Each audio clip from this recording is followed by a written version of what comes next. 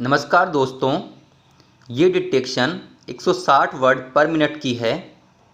Dictation start होगी 5 second बाद।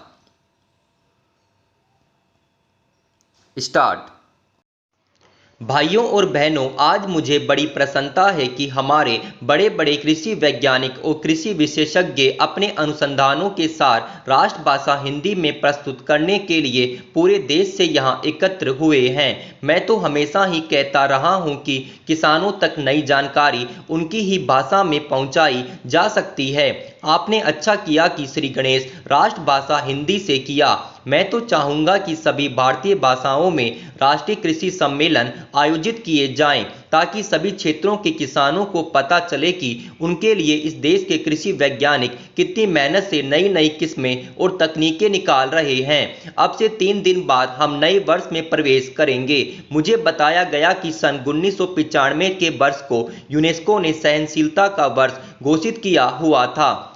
शायद भारत में इसके बारे में ज़्यादा चहल पहल या चर्चा नहीं हुई, क्योंकि भारत देश और भारतीय लोग तो हैं ही सहनशील। इसमें भी सबसे ज़्यादा सहनशील है किसान। आप खुद हिसाब लगा लो, हर तरह से भारत का किसान संसार का सबसे सहनशील प्राणी सिद्ध होगा। आजकल जाड़ा जोरों से पड़ना शुरू हो गया है, फिर भी उत्तर भारत का किसान शीतलहर की परवाह किए बिना आधी रात को उठकर अपने गेहूं के खेत में पानी लगा रहा है, क्योंकि बिजली कुछ घंटों के लिए ही आती है।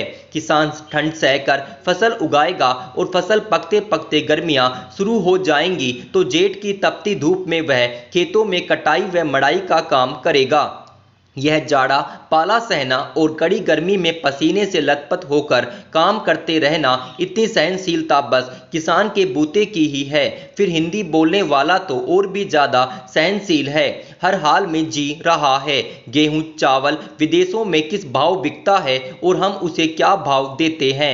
हर चीज़ के दाम आसमान पर पहुंच गए हैं। महंगाई इतनी बढ़ गई है, मगर किसान की मेहनत का पूरा मुआवजा देने में हम 10 बहाने बनाते हैं, और किसान है कि बर्दाश्त कर रहा है। बिजली महंगी हो गई, डीजल महंगा हो गया, संकर बीज महंगा मिलता है, रासायनिक खादें महंगी मिलती हैं, मगर दालों के भाव चढ़ गए तो चिल्लापों शुरू हो जाती है। मेहनत करता है किसान और उसकी मेहनत पर फलते फूलते हैं बिचौलिए, मंडी के दलाल, आलू के चिप्स बनाने वाले व्यापारी, उसकी फसलों का तेल निकालने वाले व्यवसायी।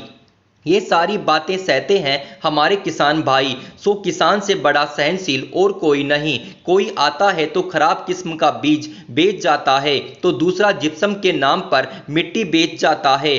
कई एक नकली कीटनाशक दवाएं बिक रही हैं, छिड़को तो कोई असर ही नहीं होता। किसान बेचारा सब कुछ सह रहा है। मैं समझता हूं कि यहाँ जो कृषि वैज्ञानिक हिंदी में अपने शोध पत्र प्रस्तुत कर रहे हैं, वे भी बड़े सहनशील होंगे।